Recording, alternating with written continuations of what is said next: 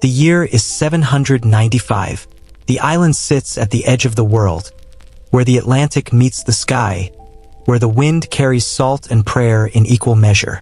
The monastery on Iona has stood for 2 centuries, a beacon of learning in a sea of darkness, where monks illuminate manuscripts by candlelight and nuns tend gardens that bloom against impossible odds. The stone walls are not high. They were never meant to keep out armies. They were meant to keep out wind. The morning arrives like any other, matins at dawn, the voices of the sisters rising in harmony, Latin syllables worn smooth by centuries of repetition. Sister Bridget, who is 70 and remembers when the monastery was young. Sister Epha, who arrived last spring and still stumbles over the more complex hymns. Sister Deirdre, who tends the bees and speaks to them in the old tongue, the language that predates Christianity, that remembers gods who demanded different things. The sea is calm. The sky is gray. Everything is as it has always been. And then, on the horizon, a sail appears. Not one sail, 7. Dragon-headed, striped red and white, moving faster than any ship should be able to move, faster than prayer, faster than warning. The Vikings are coming. But the nuns do not know this yet. They do not have a word for Viking. They do not have a concept of what is about to arrive on their shore. They have heard rumors, perhaps, stories from other monasteries, whispers of ships that bring not trade but fire. But rumors are just stories, and stories cannot be real. Not here. Not in this sacred place where God's protection is woven into every stone, where 200 years of prayer have sanctified the very ground. Sister Deirdre sees the ships first. She is in the garden, checking the hives, and something makes her look up. A shift in the wind, a change in the sound of the waves. And there they are, closer now, close enough to see the shields lining the sides, close enough to see the men, so many men, and they are not here to pray. She runs. Her habit catches on the brambles. She is 56 years old and her knees are bad and she has not run in decades, but she runs now, shouting in Irish, in Latin, in whatever words will come. The other sisters emerge from the chapel, from the scriptorium, from the refectory where breakfast is half prepared. They see the ships. They understand in that moment that everything they believed about protection, about sanctity, about the armor of faith is wrong. The abbess, Mother Columba, makes a decision. She rings the bell, not the call to prayer, the other bell, the one that has never been rung, the warning bell that means flee, hide, run to the caves on the north shore where the old hermits lived, where the stone is thick and the passages are narrow. Some of the sisters run. The younger ones, the ones who still have speed in their legs, who still believe survival is possible. But most do not. Most are old. Most have lived their entire adult lives within these walls. Most choose to stay in the chapel, to continue the prayers, to meet whatever is coming with the only weapon they have. The Vikings beach their ships. They do not speak. They do not need to. They have done this before. Dozens of times. Hundreds. This is not war. This is work. Efficient. Methodical. They know exactly where the valuables are kept. They know exactly how much resistance to expect. They know because they have learned that Christian holy sites are soft targets, that the people inside do not fight, that the treasures inside are concentrated and portable. Gold chalices, silver crosses, manuscripts with covers studded with gems. And the people themselves, especially the women, are commodities too. But these are not ordinary raiders. These are berserkers. The word will come later, from the Old Norse berserker, meaning bear shirt, referring to the animal skins they wear into battle. But the word does not capture what they are. They are men who have ritualized violence into a religious experience, who consume mushrooms or mead or something else that removes the barrier between human and animal, who work themselves into a frenzy before battle, biting their shields, howling, entering a state that Viking culture itself considers sacred and terrifying in equal measure. The sagas will describe them as men who fight without armor, who feel no pain, who cannot be stopped by normal weapons. Modern historians debate whether this is pharmacological, psychological, or mythological. But to the nuns of Iona, the distinction does not matter. What matters is what comes through the gate. What matters is that these are not men negotiating or even conquering. These are forces of nature given human shape. The berserkers reach the chapel first. The doors are not locked. There is no point. The sisters are on their knees, still praying, still believing that somehow this will stop, that God will intervene, that 2 centuries of devotion will count for something. Mother Columba stands in front of the altar, arms spread, as if her body alone can shield the sacred vessels, as if faith can be a wall. Cannot. What happens next is recorded in fragments, in the annals of Ulster, in later Irish chronicles written by survivors from other monasteries who heard the stories, in Old Norse sagas that mention Iona in passing as just another raid, another successful harvest of wealth and slaves. The accounts disagree on details but agree on the shape of the horror. The berserkers do not kill the nuns immediately. That would be wasteful. They separate them. The old ones, the ones past childbearing age, the ones who cannot walk or are too sick to travel, these are killed quickly. Not mercifully, but quickly. Their bodies are left in the chapel, still in their postures of prayer, as if death was just another form of devotion. The younger ones are taken, but not just taken, not simply enslaved and marched to the ships. The berserkers, in their frenzied state, do something that even other Vikings will later speak of with unease. They defile the women in the chapel itself, on the altar, in front of the cross, using the sacred vessels as props in their desecration. And they do this not in passion, not in the chaos of conquest, but deliberately, as a ritual, as a way of demonstrating that their gods are stronger than the Christian God, that Odin and Thor do not care about sanctity, that the cross is just wood and the altar is just stone and the women are just flesh. If you are drawn to histories that disturb us, that force us to confront what humans become when civilization is stripped away, then stay with us. These are not easy stories. They are not meant to be. Let us know in the comments where you are watching from, because every coast has its memory of ships that brought terror. Every shore remembers. Sister Epha, the young one who joined last spring, is among those taken. She is 19. She entered the monastery to escape a marriage her family had arranged. She cannot read yet. She is still learning the prayers. And now she is dragged from the chapel by men who smell of blood and sea salt, whose eyes are vacant with whatever substance has removed their humanity, whose hands are rough and whose intentions are clear. She prays as it happens. The chronicles record this detail. She prays in Irish because her Latin is not good enough, because in extremis we revert to our first language, the language of childhood, the language of the mother.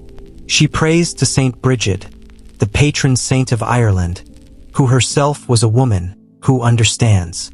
She prays for death. It does not come. When the berserkers are finished, when they have demonstrated to their own satisfaction that this place is no longer holy, they take the survivors to the ships. 12 nuns. 12 women who have lived their lives in chastity, in devotion, in the belief that their bodies were temples of a different kind. Now they are cargo. They are loaded onto the longships alongside the chalices and manuscripts and anything else of value. They are chained. Not with iron, that would be wasteful. With rope. With their own belts. With strips torn from their own habits. The ships leave. The monastery burns. Not completely. Stone does not burn. But the wooden structures burn. The library burns. The manuscripts that monks spent lifetimes creating, that contain the only copies of texts that will now be lost forever. These burn with a light that can be seen from the mainland. The bees that Sister Deirdre tended, they fly away. The gardens that the nuns maintained through 2 centuries of careful cultivation, they begin to die within days. The surviving sisters in the caves, the ones who ran, they emerge after 3 days. They find bodies. They find ashes. They find evidence of what happened in the chapel that they cannot speak aloud, that they will record later in careful Latin that says everything by saying nothing. And they find silence. The kind of silence that is not peace but absence. The absence of voices that used to sing here. The absence of prayers that used to rise like incense. The absence of life that used to sanctify these stones. But the story does not end at Iona. The story follows the ships.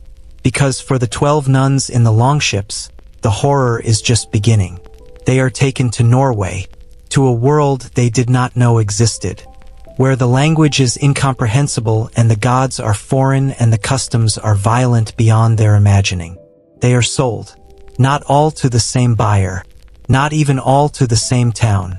They are separated, scattered, like seeds thrown into barren soil. Some are taken as concubines. This is the best fate available if any of these fates can be called good. They become property of Viking jarls, local chieftains, who keep them in their halls. They are expected to convert, to worship Odin, to participate in rituals that involve blood sacrifice and communal drinking and sexual practices that their Christian upbringing defined as mortal sin. Some do. Some convert to survive.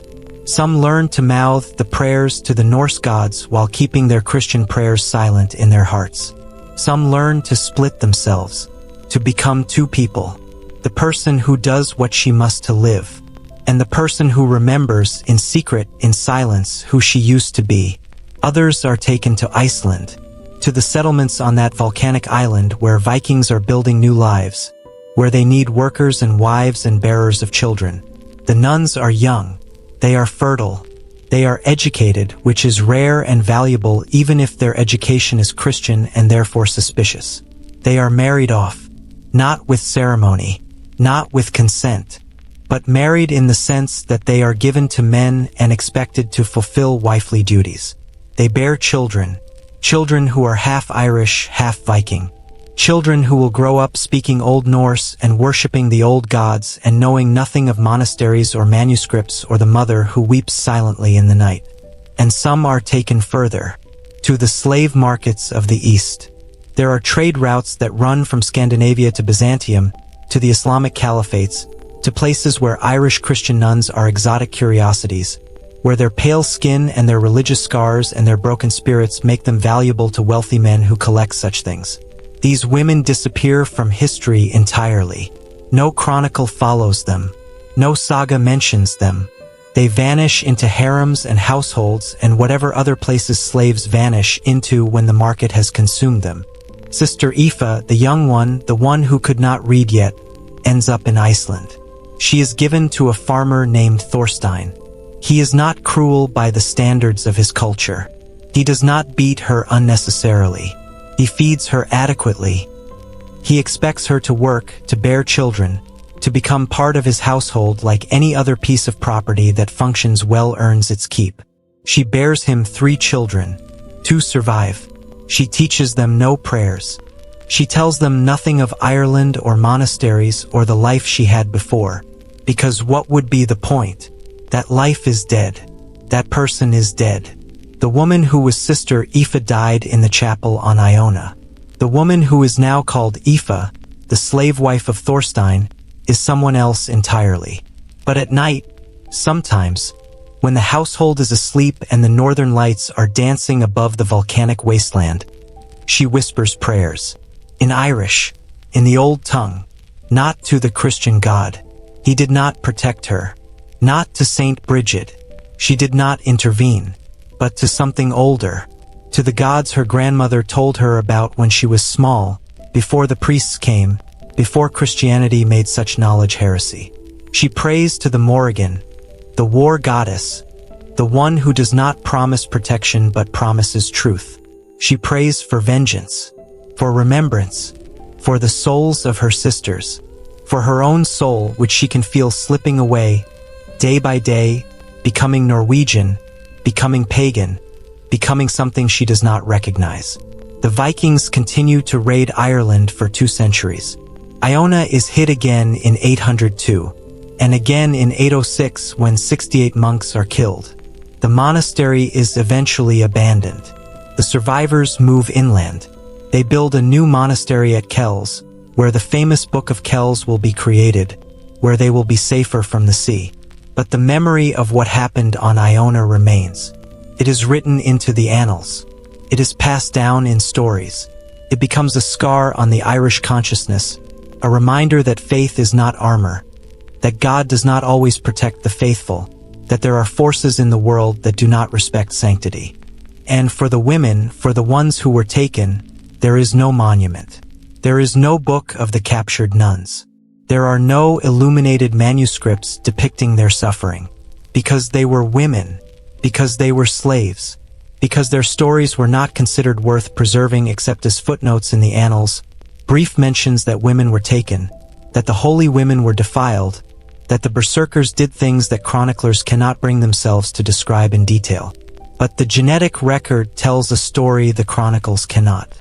Modern DNA studies of Iceland show that the founding population was approximately 60% Scandinavian male and 80% Celtic female. Think about what that means. Think about the math of it. It means that the women who founded Iceland, the ones who bore the children who became the Icelandic people, were not Viking women. They were Irish. They were Scottish. They were captured. They were slaves. They were women like Sister Epha who had no choice, who bore children in a foreign land, who died speaking a language they learned in captivity, whose names are not recorded, whose graves are not marked, whose DNA is the only proof they existed at all. This is what the berserkers did that was worse than death. They did not just kill. They erased. They took women who had dedicated their lives to a specific sacred purpose and turned them into something else. Something profane. Something that bore children for the conquerors.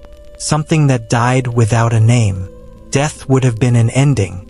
What they got instead was a transformation. A forced metamorphosis into a life that was not death but was not living either. It was existence stripped of meaning, of identity, of everything that made them who they were. And this was not accidental. This was not the chaos of war. This was strategy. The Vikings understood that to truly conquer a people, you do not just take their land. You take their women. You make those women bear your children. You create a generation that is half yours. You erase the bloodline. You make it impossible for the conquered people to continue as they were. You force them to become part of you. And you do it through the bodies of their women, who have no say, no choice, no agency in the transformation. The Christian chroniclers, when they record these raids, they struggle with language. They use euphemisms. They say the women were carried off. They say the nuns were violated. They say things were done that cannot be written.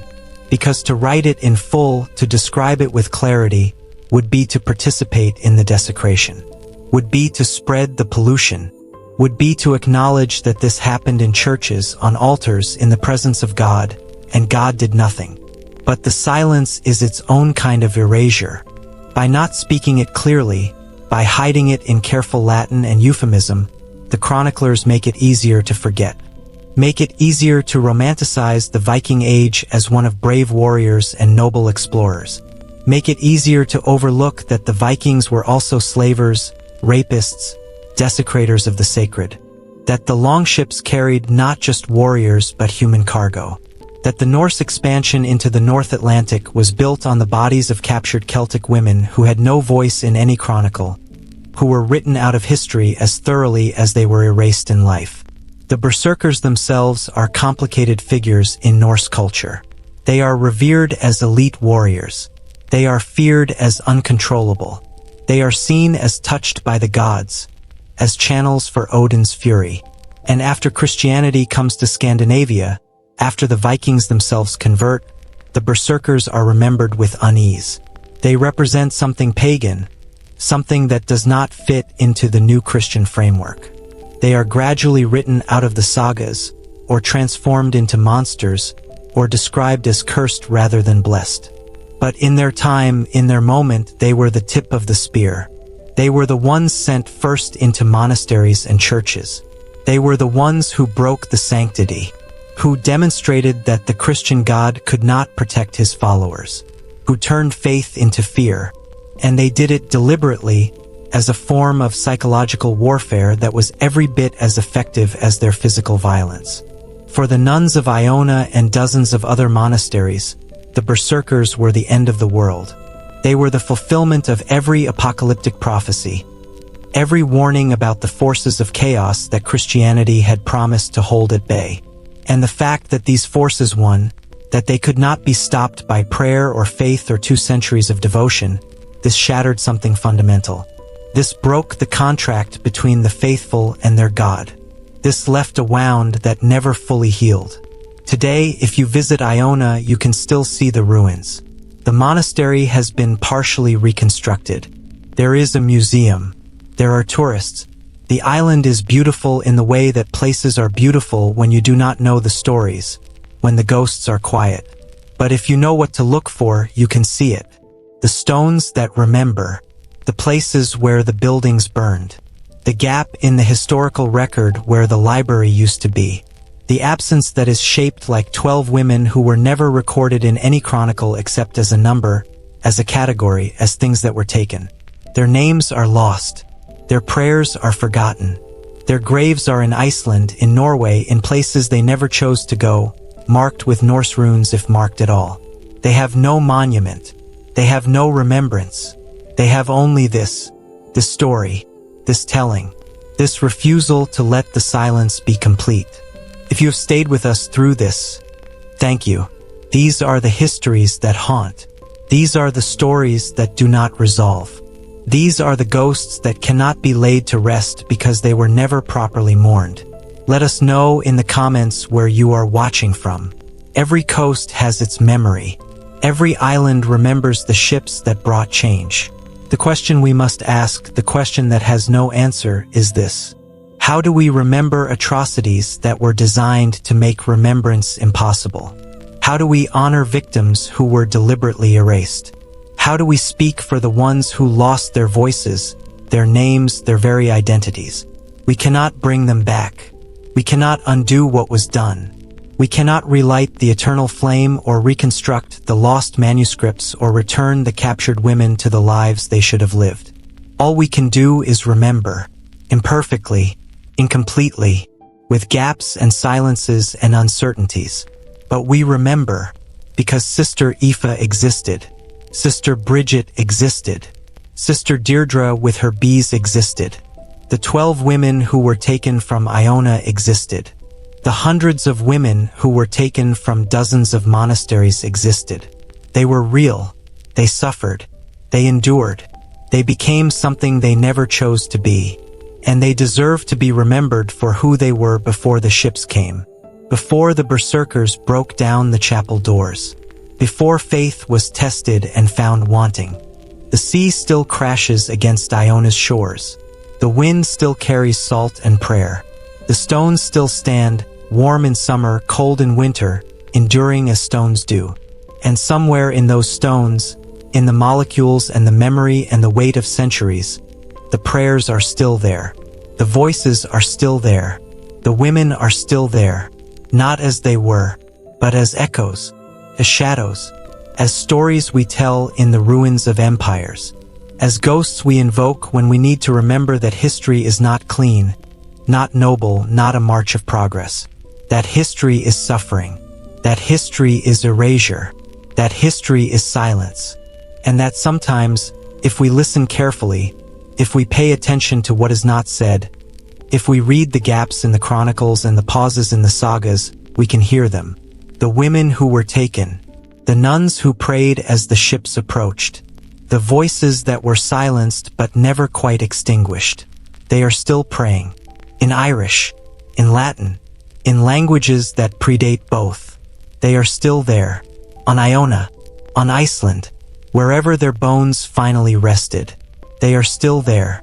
And we remember, because someone must, because the silence demands it, because the stones cannot speak but we can. And so we do. The ships came. The world changed. The women vanished. But the story remains. Incomplete. Imperfect. Full of gaps. But remaining. Like everything else that survives conquest. Damaged. Fragmented. But stubbornly, impossibly, still here.